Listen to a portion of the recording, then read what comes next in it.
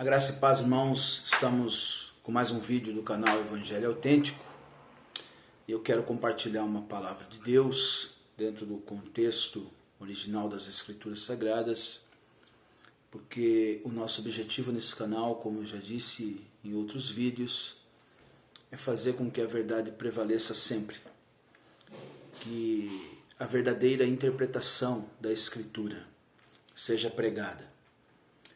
E pela verdade ser pregada, possa ser que não agrade você, né? Possa ser que confronte você, e nem por isso ela deixa de ser verdade. Então, quando nós somos confrontados pela verdade, quando nós somos admoestados, exortados pela verdade, nós podemos recorrer a dois recursos. O primeiro é se levantar contra a verdade, contra aquele que ministra a verdade. E o segundo é o caminho sábio.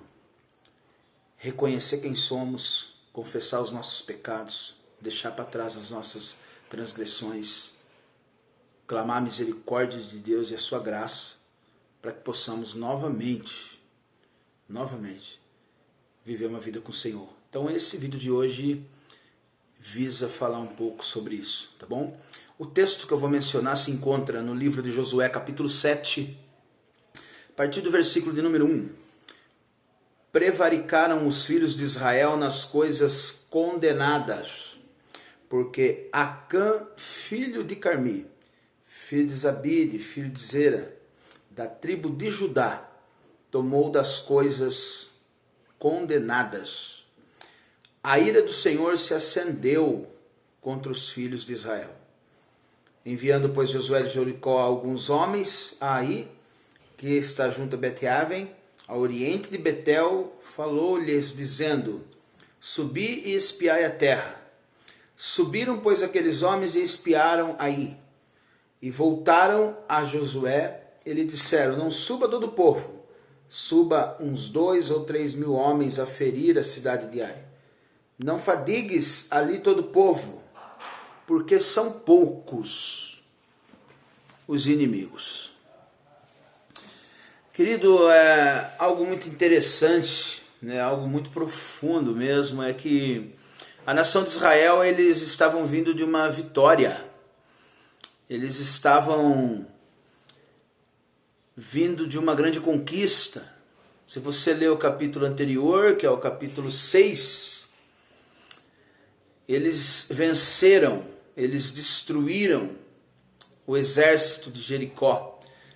Nós sabemos todo aquele contexto, as muralhas caíram depois de um ciclo de obediência estabelecido pelo próprio Senhor, sobre as voltas na cidade durante 7 dias e no 7º dia por 7 vezes, e todo aquele alinhamento, todo aquele posicionamento, e eles obedeceram a palavra do Senhor, e o Senhor fez aquilo que tinha prometido. Existia uma condicional: vocês vão fazer assim, e eu vou fazer desta forma, se vocês obedecerem às minhas ordenanças. Israel, no comando de Josué, obedeceu às ordenanças do Senhor. As muralhas caíram, porém havia uma ordem: quando vocês entrarem em Jericó, vocês não peguem nada de Jericó. Vocês matem todos. Vocês não peguem os despojos, aquilo que ficar, aquilo que sobrar dos restos ali dos mortos, seja capas, seja ouro, prata, seja cavalos, seja riquezas, enfim, objetos de valor.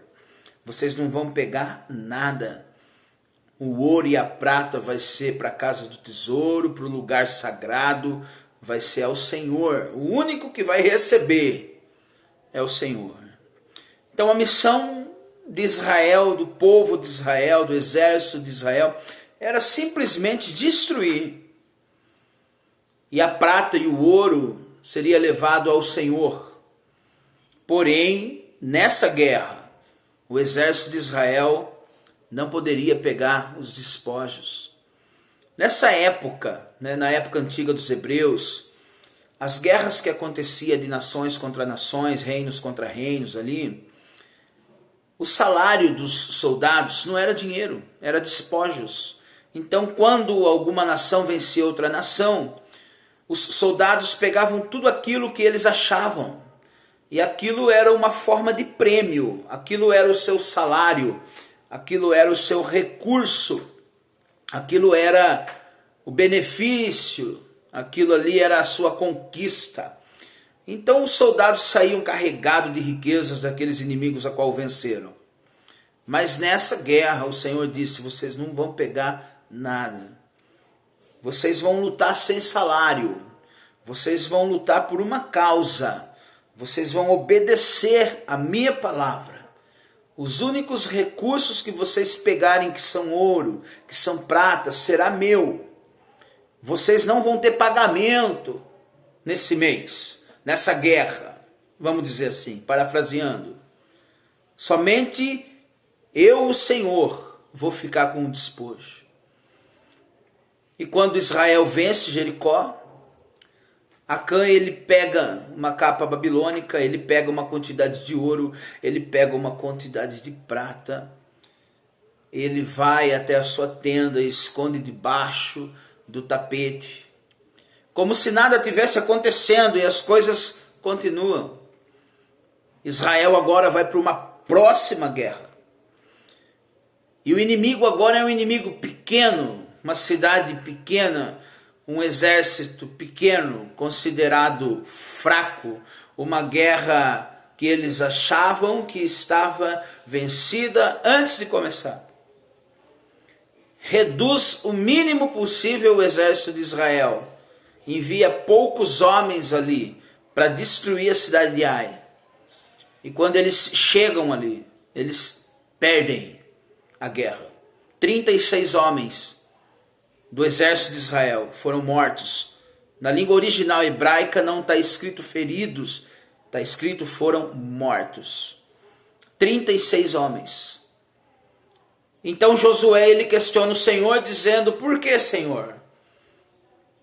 Por que essa contradição? Vencemos um grande inimigo, estamos perdendo para um pequeno. Então Deus revela a Josué dizendo, os filhos de Israel, que na verdade foi um, prevaricaram, eles quebraram as minhas ordenanças, pegaram coisas do arraial daqueles que habitavam em Jericó, fizeram o contrário à minha palavra e trouxeram maldição para dentro do arraial. Então na casa de Acã, na tenda de Acã, havia coisas escondidas que acabou prejudicando todo um exército. Então Deus dá uma ordem a Josué dizendo, chame cada tribo, e de cada tribo chame cada família, e de cada família cada casa, e de cada casa o homem que roubou será revelado. Então começa tirando sorte e cai na tribo de Judá. E depois tira sorte e cai em uma determinada família de Judá. E depois tira sorte e cai em uma determinada casa de um das tribos de Judá. E depois cai sobre Acã. E Josué diz a Acã, o que você fez? E ele disse, eu olhei, eu cobicei, eu peguei e eu escondi. Uma capa babilônica, uma quantia de ouro, uma quantia de prata, está embaixo do tapete da minha tenda. Amados irmãos, essa breve introdução eu queria trazer para vocês que um entendimento muito sério. Provérbios capítulo 28 e versículo 13 diz que aquele que encobre as suas transgressões jamais prosperará, mas aqueles que a confessam e as deixam alcança misericórdia. Nada na vida de ninguém dá certo construindo em cima de coisas mal solucionadas. Eu conheço pastores, por exemplo, que já fechou 4 igrejas. E todas as vezes que ele abrir, vai fechar. Porque ele carrega falências dentro dele. Eu conheço pessoas que já estão no 7º casamento. Vai acabar o 7º, porque ele carrega iniquidades dentro dele. Tem pessoas que já passou por 30, 40, 50 igrejas e nunca achou Jesus em nenhuma delas, porque dentro deles, eles não têm Jesus. Nós precisamos ter um entendimento, e esse entendimento ele é muito importante para você, que almeja viver uma vida certa, correta, que quer prosperar, que quer crescer, é fazer uma introspectiva. Pecado se confessa e deixa. Transgressão se confessa e deixa. Ódios, amarguras, divisões com pessoa se perdoa. Nada escondido, nada encoberto vai deixar com que alguém prospere.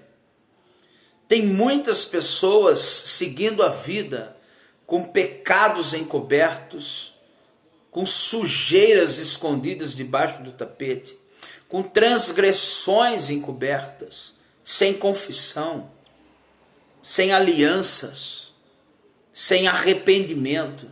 Simplesmente continua como se não houvesse nada.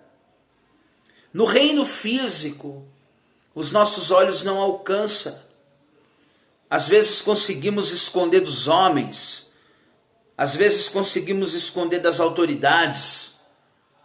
Só que no reino espiritual elas continuam abertas. E se para o físico acontecer, inicia-se no reino espiritual, a consequência do encoberto vai trazer destruição para a tua vida física, porque no reino espiritual não foi consertado, não foi confessado, não houve uma limpeza, não houve um conserto. Quantas pessoas estão assim? Adulteram e continuam em adultério na igreja. Roubam e continuam roubando na igreja. Mentem e continuam mentindo na igreja. E deixa eu só falar uma coisa, irmão, mentira, todas elas têm como pai o diabo. Seja pequena, seja escabrosas, seja mentirinha, qualquer tipo de mentira. O pai dela é o diabo e se você pratica elas, você é filho do diabo. Isso está escrito no Evangelho de Jesus, escrito por João, capítulo 8, a partir do verso número 44. Então toma muito cuidado com a sua vida, querido. O erro tem que ser uma fatalidade, o erro tem que ser um acidente, o pecado tem que ser algo que te machuque tão profundamente, tão horrível para você, que você conserte ele o mais rápido possível. Se você errou com alguém, se reconcilie, peça perdão. Se você sabe que alguém tem alguma coisa contra você, peça perdão. Libera perdão. A palavra perdão no original hebraico significa liberar. O significado dela é tirar correntes que me amarram. Se errou contra alguém, deve, paga. Falou, cumpre. Arruma a tua vida. Arruma a tua vida. Não encobre os teus pecados de estimação, mas confesse e deixe ele, para que as misericórdias do Senhor os alcance. Israel sofreu uma grande derrota, porque Deus quis ensinar a Israel que ele só trabalha dentro da santidade. Ele só trabalha, ele só exerce benefícios para nós dentro da aliança. E ter uma aliança com Deus, ter uma aliança com Deus, é ter acordos com Deus, é ter heranças com Deus, é ter responsabilidades com Deus, é ter compromissos com Deus. Dentro de uma aliança envolve uma série de princípios. E quando nós quebramos os princípios da aliança, das ordenanças que o Senhor deixou para nós, nós transgredimos. E nós temos duas opções nas nossas transgressões: confessá-las, deixá-las, sofrer as consequências delas, porque algumas causam consequência, mas voltar a ela, e o Senhor prosperará sobre nós. Mas nós também temos a segunda opção, que é uma opção que muitos escolhem, que é esconder debaixo do tapete aquilo que Deus refuta, aquilo que Deus não se agrada, aquilo que Deus abomina, e tocar a vida como se nada tivesse acontecendo. Deixa eu falar uma coisa para você, querido. Diante dos homens, parecia que a casa de Acã estava normal. Diante dos homens, parecia que nada estava acontecendo. Diante do líder da nação, Josué, parecia que eles iam vencer a cidade de Ai de uma forma muito tranquila. Diante da família de Acã, Acã estava sorrindo, a família estava tranquila. Mas no reino espiritual, não havia mais a força soberana daquele que vive e reina. Muitos fracassos de líderes, muitos fracassos no casamento, muitos fracassos nas empresas que trabalhamos, muitos fracassos da nossa vida está dentro desse contexto. Muitas pessoas estão lutando com maldições encobertas. Muitas pessoas acham que é só tocar o barco para frente, que Deus entende. Deus não entende pecado. Deus não trabalha com o pecado. Deus não usa o pecado para promover ninguém. Deus não usa pecado para destruir família de ninguém, para formar outra família de ninguém. Toma cuidado. Nós temos uma natureza pecaminosa. O apóstolo Paulo diz que nós habitamos um tabernáculo corruptível e que um dia iremos nos revestir da incorruptibilidade, mas ainda somos corruptíveis. Mas se arrependa, confesse, deixa, arrume, paga o que deve. Não passe os outros para trás, porque parece que dá para tocar a vida assim, mas aos olhos do Senhor, a qual tudo vê, nada fica oculto. Guarda essa palavra. Se Judas tivesse tirado as moedas do bolso no último minuto da sua vida e tivesse dito ao Senhor: Senhor, elas estão aqui e me perdoa, o seu fim não teria sido uma corda no pescoço. Jesus vai fazer de tudo para te livrar até o último momento, mas ele não tira a corda do teu pescoço. Ele quer tirar as moedas do seu bolso, mas ele não tira a corda do teu pescoço.